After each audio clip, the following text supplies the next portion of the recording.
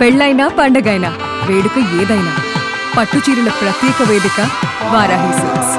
కష్టాల్లో ఉన్నవారిని పిలిచి పిల్లనిస్తానంటే ఎవరు కాదంటారు? అదీ కాక మనిషికి ఆశ ఎక్కువ. అందుకే చాలా మంది ఆ ఆశను క్యాష్ చేసుకుంటున్నారు. సాధారణంగా కొత్తగా ఏ ఉద్యోగంలో చేరినా మన అర్హత అనుభవాన్ని బట్టి జీతం ఉంటుంది. అలాంటిది ఆకాశంలో ఉండే డ్రోన్లను పేల్చేస్తే చాలు 2.2 లక్షల జీతం ఇస్తామంటుంది అక్కడి ప్రభుత్వం. ఈ ఆఫర్ చూసి అక్కడి యువత ఎగిరి గంతేస్తున్నారు. ఈ రేంజ్లో బంపర్ ఆఫర్ ప్రకటించిన ఆ దేశం ఏది? ఎందుకు ఈ ఆఫర్ ప్రకటించింది? పూర్తి వివరాలు ఈ స్టోరీలో తెలుసుకోండి.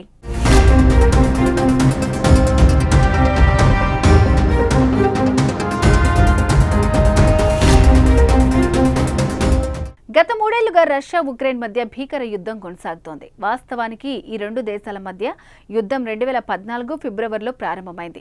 కానీ 2022 ఫిబ్రవరి 24 నుంచి రష్యా అధ్యక్షుడు పుతిన్ ఉక్రెయిన్పై ప్రత్యేక సైనిక చర్య పేరుతో పూర్తి స్థాయిలో యుద్ధాన్ని ప్రకటించారు. అప్పటి నుంచి ఇరు దేశాల మధ్య కారు చిచ్చు రగులుతూనే ఉంది.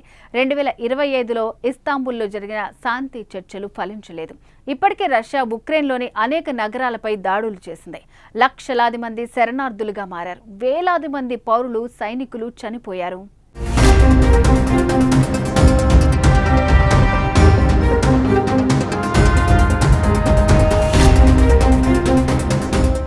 ఉక్రెయిన్పై రష్యా డ్రోన్లతో భీకర దాడులు కొనసాగిస్తోంది.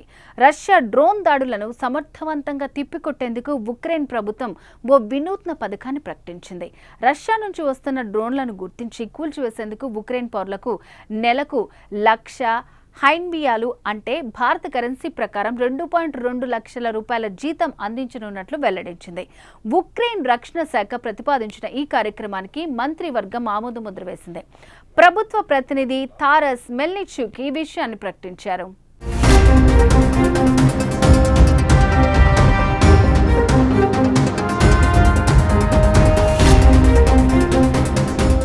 ఈ పథకం కింద ప్రత్యేకంగా శిక్షణ పొందిన డ్రోన్ ఆపరేటింగ్ నైపుణ్యాలు కలిగిన పారామిలిటరీ సభ్యులను నియమించనున్నారు. వీరు చేయాల్సిన పనుల్లా మానవరహిత విమానాలు, డ్రోన్లను పసిగట్టి వాటిని కూల్చివేయాల్సి ఉంటుంది. ఈ కార్యక్రమానికి అయ్యే ఖర్చును స్థానిక బడ్జెట్ల నుంచి కేటాయించనున్నారు. దేశంలో మార్షల్ లా అమల్లో ఉన్నంతకాలం అంటే దాదాపు 2 ఏళ్ల పాటు ఈ పథకం కొనసాగుతుందని అధికారులు స్పష్టం చేశారు.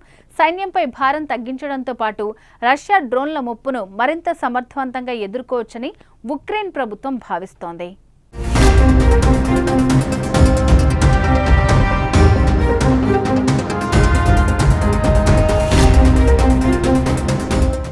మూడేళ్ల నుంచి రష్యా ఉక్రెయిన్ మధ్య కొనసాగుతున్న యుద్ధంలో ఎక్కువగా డ్రోన్లు వాడుతున్నారు. ముఖ్యంగా ఉక్రెయిన్లోని విద్యుత్ ప్లాంట్లు, ఇతర మౌలిక సదుపాయాలను లక్ష్యంగా చేసుకుని రష్యా, ఇరాన్ తయారీ షాహీద్ డ్రోన్లను వాడుతోంది. దీనికి ప్రతిదాడిగా రష్యా రాజధాని మాస్కోపై డ్రోన్లతో దాడి చేసింది ఉక్రెయిన్. ఈ కారణంగానే మాస్కోలోని వనుకోవో, దొమెడెదెవో విమానాశ్రయాల్లో విమానాలను నిలిపివేసినట్లు రష్యా పౌర విమానయాన సంస్థ రోసావియాత్సియా తెలిపింది. ఉక్రెయిన్ తమ దేశ పౌరుల భాగస్వామ్యంతో డ్రోన్ రక్షణ వ్యవస్థను బలోపేతం చేసుకోవటం ఉక్రెయిన్ వ్యూహంగా కనిపిస్తోంది. మరి ఉక్రెయిన్ ప్రకటించిన ఈ ఆఫర్ ఆ దేశ పౌరులు ఎంతవరకు స్పందిస్తారో చూడాలి. మరి రష్యా ఉక్రెయిన్ మధ్య జరుగుతున్న యుద్ధంపై మీ అభిప్రాయాన్ని కామెంట్ రూపంలో తెలియజేయండి.